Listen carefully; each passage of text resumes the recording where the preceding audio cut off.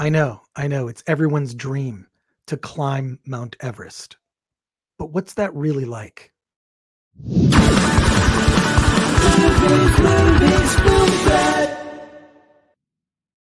Welcome to the Film Threat Podcast. I am Chris Gore, and I have never climbed Mount Everest, but I am in total admiration for those who have made the attempt. This documentary, Accidental Climber, directed by Steven Oritt, which features mountain climber Jim Geiger, is harrowing. It's incredible, and it's a completely unique look at that experience. I want to introduce both Steven, the director, to the Film Threat Podcast. How you doing today? Great. Thank you so much. Thanks for the kind words, and thanks for having us. And the subject of the documentary, Jim Geiger, is here joining us. Jim, it's an honor to talk to you, sir. Thank you. This documentary is amazing. You are the oldest American who's ever made the attempt to climb Mount Everest. I mean, this is remarkable. We see your training for it. We see you talking to groups about how you're going to do this at your age. You're obviously in better shape than I am, sir. But tell me how the two of you met and this topic for this documentary. How did this all come together, and the two of you come together as a team? Sure. Well, I'll take that, Joe. I'll start, and then I'll let you jump in. Your perspective, because yours is more interesting. But you didn't know about me. I knew about you before you knew about me. So, we have a mutual friend that connected us. That was down in Antarctica on a trip to the South Pole as a tourist trip, and Jim coincidentally was down there as well, climbing Mount Vincent, the tallest summit on Antarctica. And my friend, when he got back from the trip, called me and said, I met this guy who he's so inspirational and authentic, and he's doing something exceptional. He's going to try to summit Mount Everest next year and become the oldest American and first great-grandfather to do so. And he knew that I was kind of looking for my next subject for a documentary. And I flew to Sacramento, and Jim and I went to dinner. And within about 10 minutes of having dinner, I was sold. I was sitting across from somebody who I just was very inspired by, and thought that found his authenticity to be with that, really without any pretense. Jim doesn't try to be authentic or inspirational. He just is Jim. And I felt that was a great person to focus the film on. Well, I would agree that when I met Steve, I knew I would be very comfortable being filmed, although my body was screaming, no, I don't want to go be on the movie. But I said yes to Andy, and he says, here's Steve. I want you to meet Steve. And it turned out to be just a fabulous relationship. We've become good friends and had a wonderful experience over that 15 months of filming and then years of editing. And it's been a really good experience for me, because meeting Andy changed my life. Within 10 minutes, we're sitting there, and he said, well, I'll fund you to go to Everest. And whoa, my goodness. And then the rest is shows up in the movie and all this. So it was just a phenomenal thing that happened down in Antarctica. And then Steve took it from there, just made an incredible movie out of it. Well, it's not cheap to make the climb to, Mount Everest. It's what, a couple $100,000 to do it? Correct. Yeah. The fee that I had to pay was $110,000 plus another $5,000 for the bottle of oxygen, extra bottle. And then all the 15 months of training was paid for by Andy, and he footed the bill for $208,000. I call it $250,000, but it was I just sent bills and he paid them. We never had a contract, so phenomenal guy. I mean, we've seen other documentaries about the climb. There's something about Mount Everest that is. I think the attempt is, and the experience for anyone that I've observed who's done it in a doc it's spiritual. It's something that it's also putting your own life at risk. Not everybody makes it, right? So this is a very different type of documentary. I don't want to give away anything that really happens in the second half too much. I guess you could look it up if you wanted to find out what happened, but seeing you go through this, I mean, it's amazing. And there's one scene you're in the backyard and you've sort of laid out this ladder and you've got the equipment on and you're climbing on the ladder, and just in your backyard, you're kind of, training for this thing. The training is just insane to be able to do this. What was it like to go through those challenges? Well, fortunately, I had been climbing for decades already, and I knew a lot of the technical parts of it, although I'd never been on a ladder before, and I needed to train for that. The crampon training was very important because there's so much of that on the higher mountain that I needed to get the proper stepping all the way up, and I needed to practice that very, very religiously, and I did. And so those things I added into my normal training and just ramped up the physical part of it with my trainer. We were up to 4 days a week in the gym on strength training. Then I was adding another couple of days a week cycling or climbing something around Sacramento. That just got me ultimately prepared to climb Everest. So it was quite a 15-month process. Well, Steven, in making the documentary, you had to be there. So in a way, this was, you had to be a part of it. How did you go through training yourself? And then how is it, it's one thing you're making this documentary, but you're making a documentary where you have to be with the subject. So that required you to be a part of this. Yeah. So great question. Obviously, I knew early on, going into it before I even flew up to meet Jim, what it entailed. And I am not a climber, I should say. I don't have a climbing background.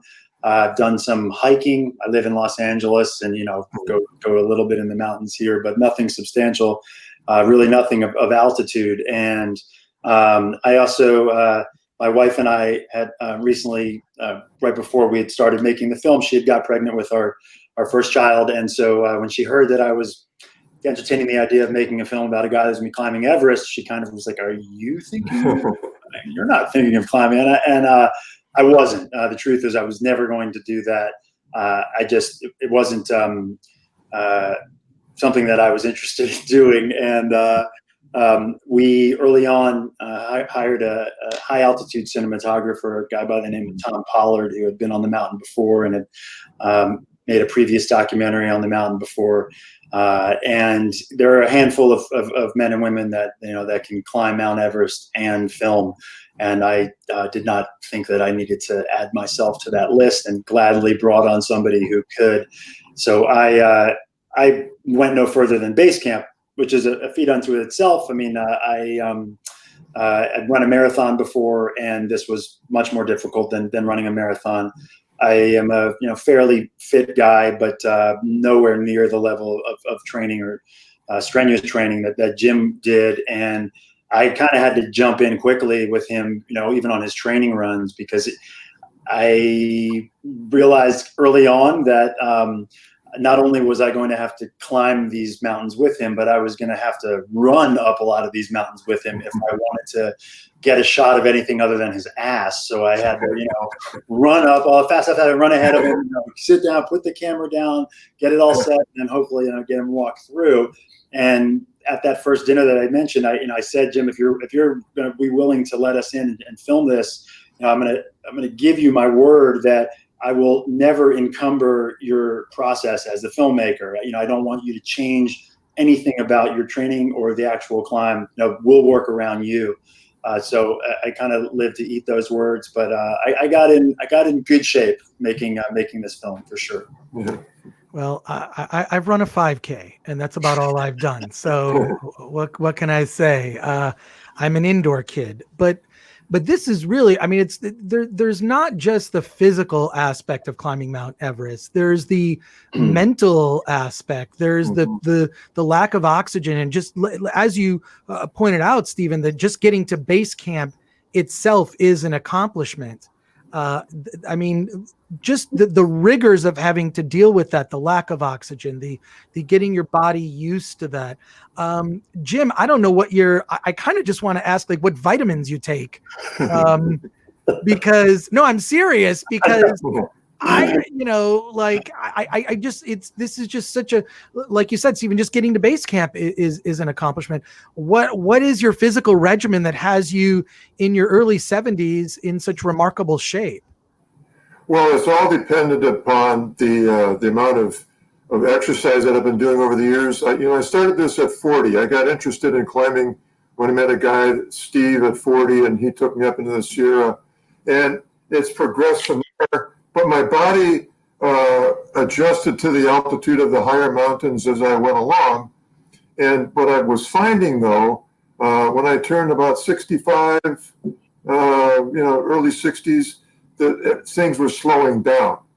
And so what I was frustrated with on Everest was I'm not acclimating fast enough like I thought I should be. But my body was adjusting. It just took longer.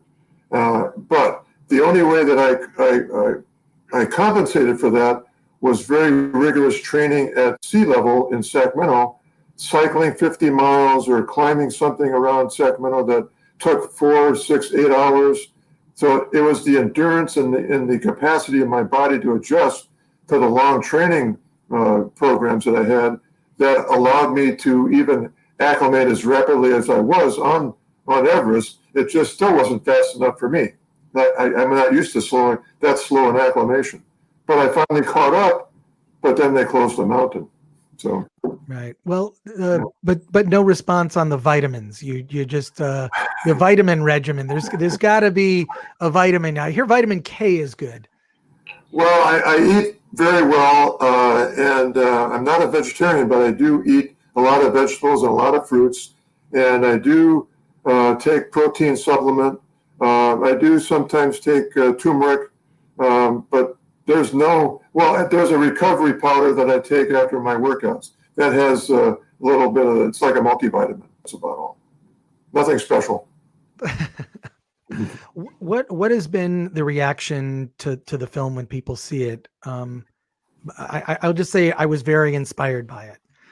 I don't think I'll ever attempt to climb Mount Everest, but I think Mount Everest, for so many people that haven't done it, represents a challenge. I think we have Mount Everests in our lives, right? Whatever that Mount Everest is, people have that. So when you take the most clear thing, like climbing a mountain, it's such a, it's such a present goal to achieve it. It in a way, conquering that and doing that, because it's so difficult, kind of represents every, difficult to attain goal. So what have been the reactions from people who've seen the film?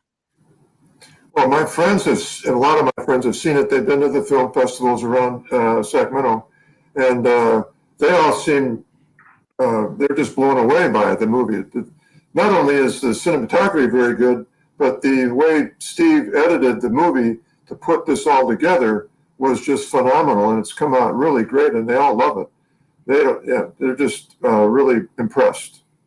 Well, it kind of reminds me, even, I know this sounds like a strange comparison maybe, but it reminds me of the first Rocky movie in the sense, seriously. I'll take that any day.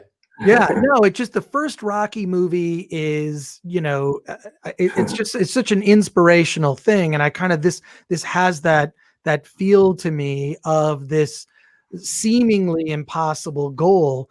And what that attempt entails. So it's also very personal. I've seen other documentaries that have covered, climbing Mount Everest. It's such a point of fascination for so many. I mean, everyone knows when you say Mount Everest, people know what that is. It's not just a real place. It's something that represents, climbing your Mount Everest is something that's very real. Steven, I do want to thank you I've never heard of an altitude cinematographer. That is the high altitude cinematographer. It's the first time I have ever heard that term used. Yeah, there's about 5 of them in the world. 5 in the whole world. Wow, that's incredible. Sum up for me the experience, if both of you, a question of like, how does it feel now to see the documentary done? Now it's available on video on demand, on on everything. You can see it on your Amazon and iTunes and whatnot. But how does it feel now that this is out in the world, and how do you kind of sum up the experience of this film? Well, it succinctly, it feels wonderful to have it out in the world, and to, especially at this time of our world right now, I think it feels extra wonderful to, and I know that I speak for a number of our crew and the people that that are contributed to the film, to be putting something out right now that is positive and inspirational.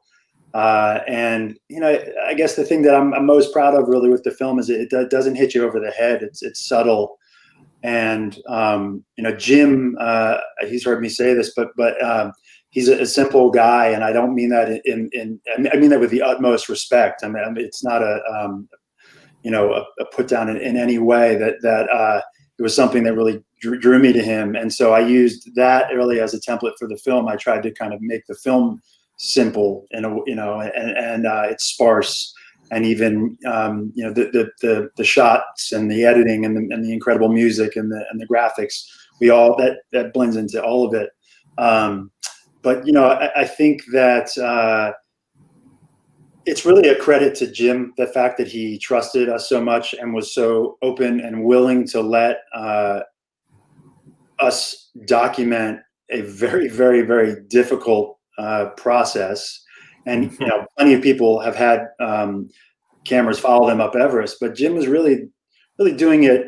He was really much on his own. And granted, he had support of climbers and staff over there, but he was really doing something on his own. And he allowed, because of his graciousness and and what he allowed us to show, we were able to make a film about Everest that shows the community and the climbing, warts and all. And I know that Jim had a hard time seeing the film at first, because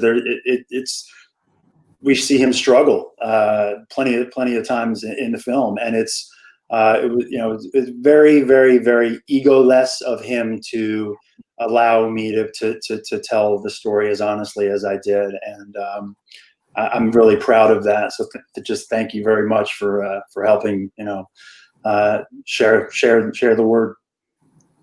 Well, I need to echo what Steve said, that I'm just blown away by the expertise that he brought to the movie, all the staff that he employed to make it happen. I'm honored to be a part of it. To have been chosen in Antarctica to go to Everest, it's unheard of. It's like me winning the big lottery, and I didn't even put any money down to make it happen. And here's Andy giving me nearly $250,000, just incredible. And then to have Steve and his crew show up and always be so courteous and so respectful. I just went about my business, and I couldn't be more happy the way it turned out. And I'm just totally honored to be a part of just an incredible movie, and to have it come off as good as it did. And people are going to be really glad they see this movie. No kidding. Well, it's definitely an inspiration, and Jim, you're an inspiration. You might have a simple background, but you don't have a simple background behind you. You got wood paneling, but you're not a simple man. It just I feel that you espouse core values that got you to a place where you could attempt to do this. It's really amazing. So thank you both for just being committed to getting this film out there for people to see.